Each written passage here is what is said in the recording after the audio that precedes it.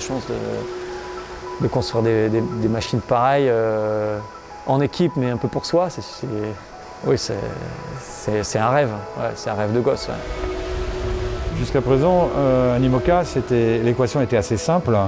La performance venait par la puissance, et la puissance venait beaucoup par la forme de carène.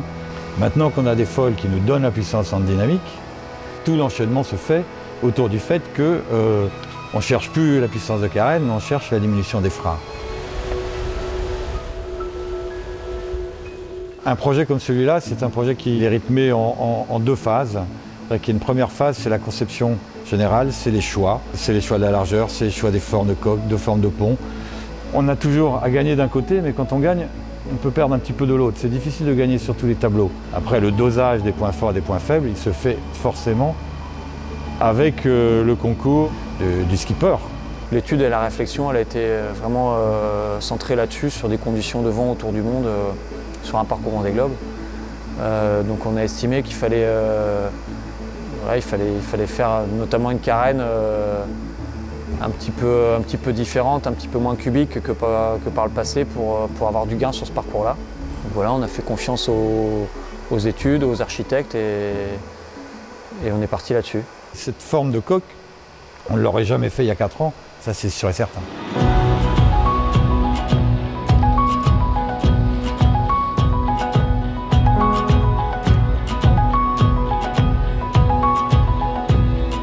Sur le Vendée Globe, c'est un problème par jour. Sur les chantiers, c'est à peu près la même chose.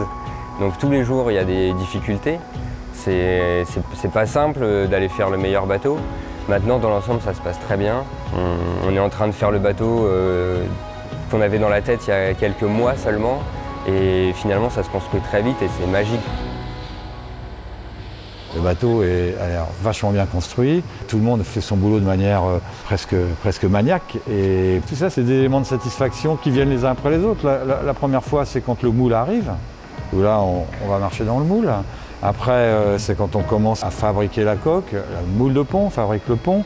Et une fois que la coque est finie, il va y avoir les structures.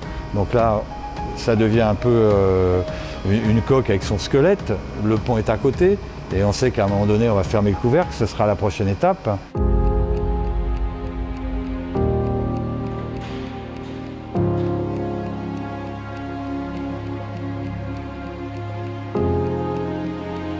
Je dis que tous les jours, il y a des difficultés, mais tous les jours, il y a des joies. Et à chaque fois que je passe la porte de ce chantier, je me dis que c'est vraiment un super bateau qu'on est en train de construire. On est le premier bateau nouvelle génération pour le prochain Vendée Globe. On a une équipe du côté Charal Sailing Team qui est très impliquée dans la conception, c'est évident, mais aussi là dans la réalisation. Donc c'est hyper agréable de travailler dans ces conditions-là. En fait, quand on parle de l'équipe Charal, c'est à la base le cabinet VPLP, les structureurs de Gurit, tous les gens qui travaillent sur les systèmes. Et c'est aussi bien sûr les gens des chantiers, particulièrement ceux de CDK parce qu'ils sont les plus nombreux, ils sont 20 à travailler tous les jours sur le bateau d'arrache-pied pour que Charal soit le plus bel IMOCA.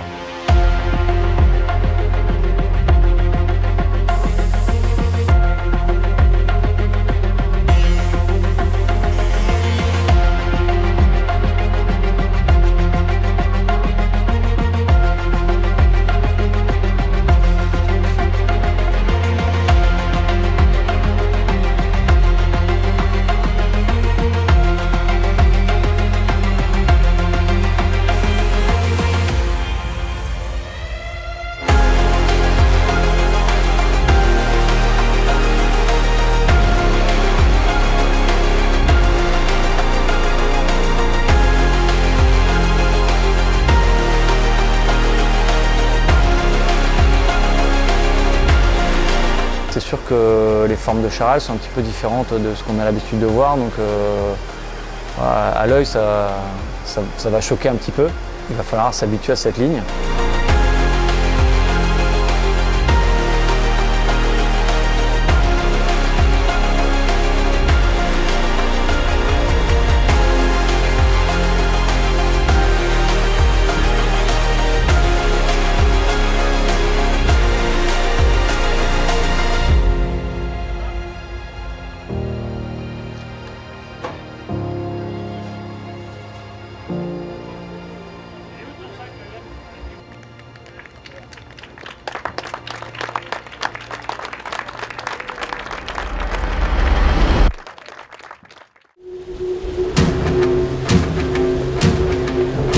Yeah.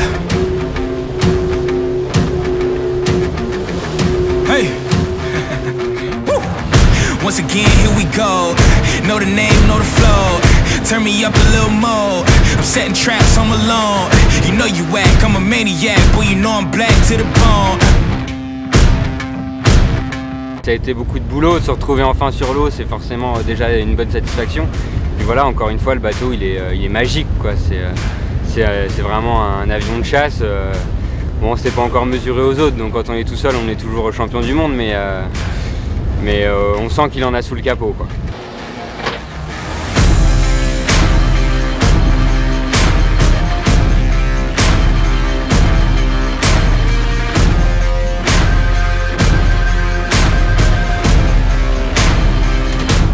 Les sensations sont vraiment bonnes, on arrive rapidement à exploiter un bon potentiel du bateau et puis c'est vrai que dès qu'il y a une quinzaine de nœuds de vent, le bateau vole très rapidement. Donc c'est ce qu'on attendait hein, sur les chiffres et sur le papier. Maintenant c'est quelque chose qu'on ne connaissait pas sur les monocoques. Les 15 nœuds de vent, ça ressemble vraiment à une navigation en multicoque, le bateau vole sur son foil. Donc c'est vraiment une nouvelle ère, une nouvelle génération qui s'ouvre devant nous là.